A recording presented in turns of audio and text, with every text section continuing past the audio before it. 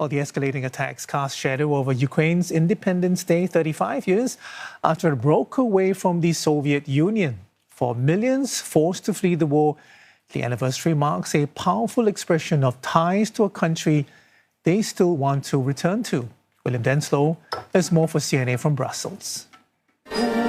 Here in Belgium, Ukraine's Independence Day is a mark of defiance, particularly for those forced to build new lives far from home.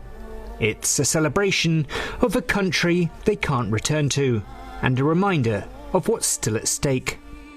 It's a day where we understand we stay in war, we continue to be strong. We continue to be strong. It's difficult, but it's a moment we understand we have independence. The Ukrainian Voices Refugee Committee is an organisation born out of crisis, created just months after Russia's full-scale invasion in February 2022.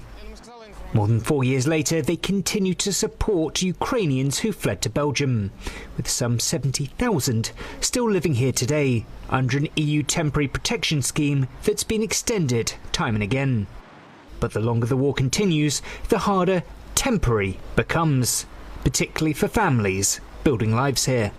For me, it's more easy. I don't have child. But for big family where child start to live here in school, it's more difficult. And after to change all and come back in Ukraine, we want to come back in Ukraine, but it's stay more difficult. And day on day, we see it's difficult situation in Ukraine. It's not change.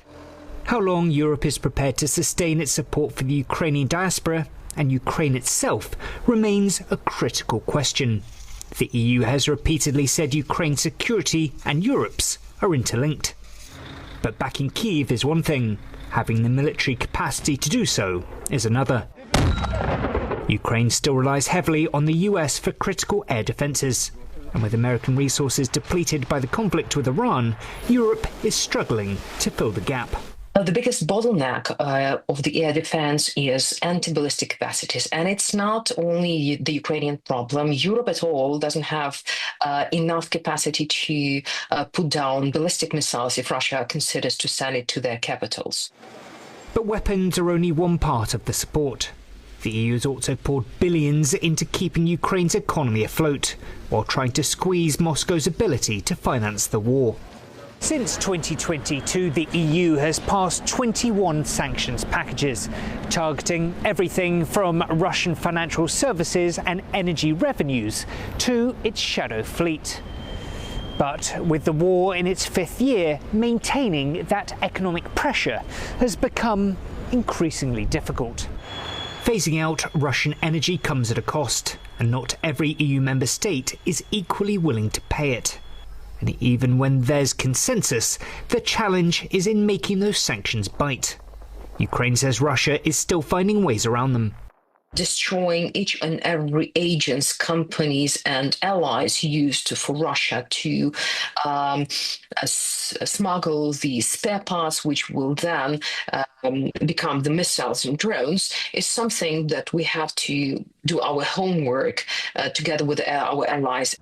Homework Ukraine says its allies can't afford to leave undone, because Kyiv's message to its European allies remains simple. What happens to Ukraine's independence today could shape the region's security tomorrow. For CNA, I'm William Denselow in Brussels.